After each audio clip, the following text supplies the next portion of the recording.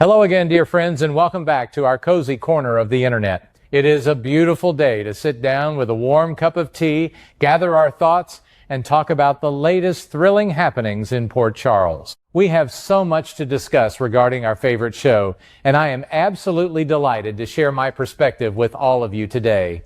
When we look at the current landscape of General Hospital, it is impossible not to be completely captivated by the quiet yet incredibly dangerous evolution of Lucas Jones. For so many years, we have watched Lucas operate as the moral compass within a family tree that is notoriously tangled in mob violence, dark secrets, and perilous schemes. He is a doctor, a healer, and a man who has historically tried his very best to stay out of the shadows that seem to permanently follow the Corinthos, Jones, and Jerome families.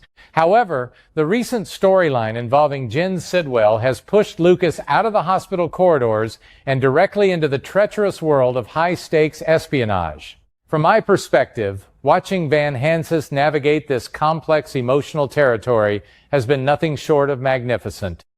He brings a grounded, relatable vulnerability to Lucas, making his sudden dive into danger feel incredibly earned and deeply terrifying to watch. The situation with Jen Sidwell has escalated to a point where traditional methods of dealing with a villain are simply no longer viable. We recently witnessed that incredibly tense scene at the coffee warehouse where Lucas bravely delivered the blackmail photos and negatives he had managed to steal from Sidwell's safe at Windermere. Watching Sonny Corinthos take those negatives and burn them was a moment of profound relief, but as Lucas so astutely pointed out, this act alone does not secure real freedom.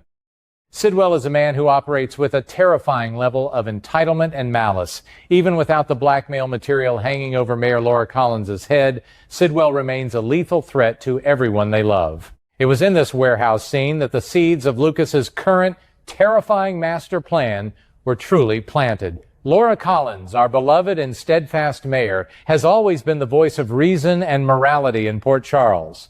When Sonny expressed his entirely predictable desire to simply eliminate Sidwell permanently, Laura absolutely refused to allow it. She insisted, with that classic Laura Spencer determination we have admired for decades, that Sidwell must be taken down through proper legal channels. I completely agree with Laura's stance here. We cannot have our heroes constantly resorting to cold-blooded murder to solve their problems. However, this moral high ground placed Lucas in a remarkably difficult position. How do you legally trap a man who is brilliant at covering his tracks? Lucas's solution, suggesting they catch Sidwell in the act of committing a new, undeniable crime, was a stroke of sheer narrative brilliance, even if it made my heart drop into my stomach. This brings us to the incredibly suspenseful sequence at Windermere, where Lucas intentionally placed himself back in the lion's den. We saw him return to the safe, opening it once again for what initially seemed like a mysterious, perhaps foolish, mission. But as the pieces of this puzzle begin to snap together, it becomes chillingly clear that Lucas was setting the stage. By making sure he was lingering near that safe, just as Sidwell appeared, Lucas was deliberately painting a target on his own back. He wanted Sidwell to suspect him. He wanted Sidwell to realize that he was the one who had compromised the safe and stolen the blackmail material. It is a psychological game of chess, and Lucas is actively choosing to play the role of the pawn to draw the king out into the open.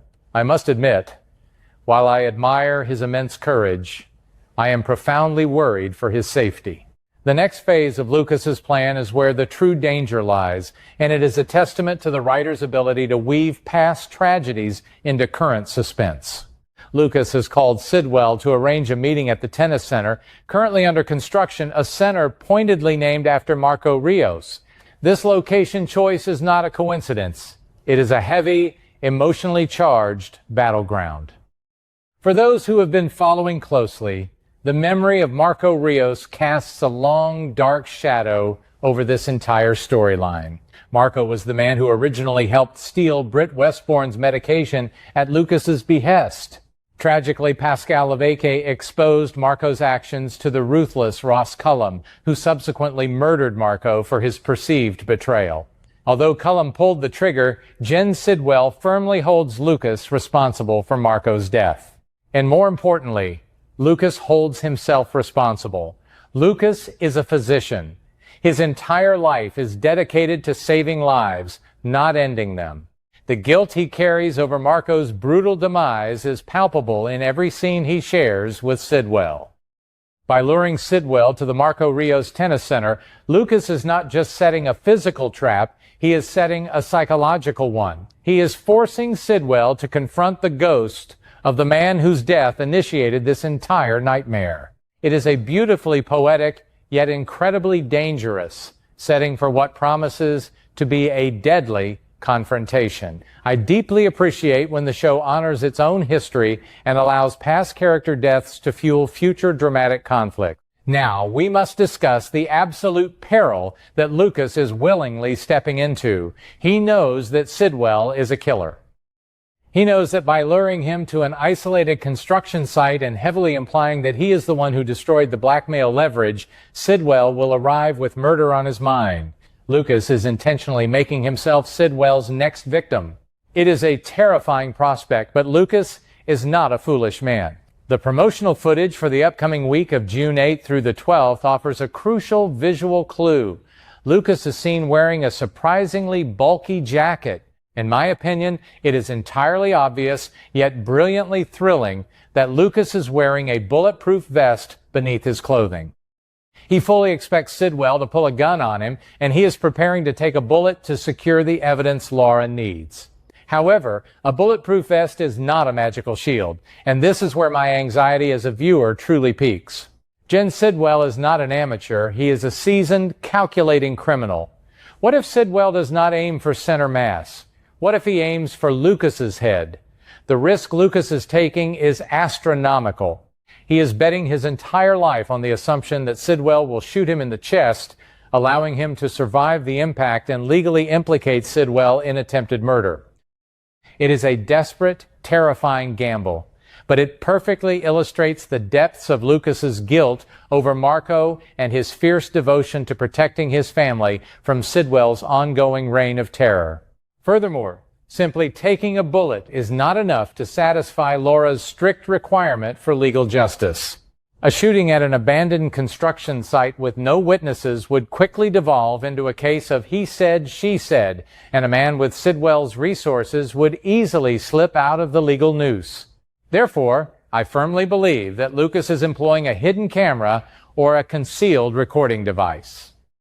His goal is to catch Sidwell completely off guard, to goad him into a full confession regarding his criminal enterprise, and to capture the attempted murder on high-definition video. Lucas wants to ensure that when the police arrive, there is absolutely no ambiguity about what transpired. He wants to hand the Port Charles Police Department an ironclad case that will lock Sidwell away for the rest of his life. The dialogue in this upcoming confrontation is sure to be electric.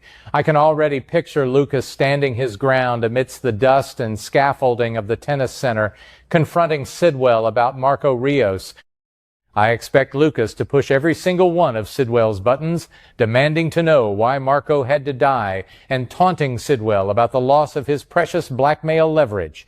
Sidwell, driven by his massive ego and his fury over being outsmarted by a hospital doctor, will likely monologue about his power and his intentions, unwittingly providing Lucas with exactly the recorded evidence he needs. It is a classic soap opera trope, the villain revealing their master plan right before they pull the trigger, but when executed with actors of this caliber, it is incredibly satisfying to watch. Yet even with a bulletproof vest and a hidden camera, Lucas cannot possibly execute this sting operation entirely alone. He is brave, but he is not suicidal. I strongly suspect that he has arranged for backup to be waiting in the wings. The question is, who has he trusted with this explosive secret? He cannot involve Sonny, because Sonny would simply shoot Sidwell the moment he arrived, ruining the legal case Laura so desperately wants. He likely has not told Laura, as she would never permit him to place himself in such mortal danger. This leads me to wonder if Lucas has secretly enlisted the help of the PCPD, perhaps Detective Harrison Chase or Dante Falconeri, providing them with his exact location and instructing them to move in only after Sidwell has incriminated himself. The tension of waiting for the cavalry to arrive while Lucas stares down the barrel of Sidwell's gun will surely make for some of the most gripping television we have seen all year. If this plan succeeds, and I dearly hope it does, the fallout will be monumental. Securing irrefutable evidence of Sidwell's crimes will not only remove a massive threat from Port Charles, but it will also provide Lucas with a profound sense of closure regarding Marco Rios. It will prove to Laura that justice can be served without resorting to mob tactics, and it will prove to Sonny that Lucas possesses a quiet, strategic ruthlessness that rivals any mob boss. It is a storyline that beautifully bridges the gap between the different moral philosophies of his family members, allowing Lucas to forge his own unique path as a protector. In conclusion, the writers of General Hospital have crafted a truly masterful suspense thriller with this Lucas and Sidwell storyline. They have taken a character known for his gentle nature and placed him in the crucible of a deadly game of cat and mouse. The emotional stakes are incredibly high, the physical danger is very real, and the potential consequences for the entire canvas are vast. I will be watching these upcoming episodes with bated breath, praying that Lucas's bulletproof vest holds strong and that his hidden camera captures every moment of Sidwell's downfall. The anticipation is simply wonderful, and it reminds me exactly why I have loved this show for so many years. I cannot wait to see how this all unfolds, and I look forward to returning here to discuss the aftermath with all of you very soon.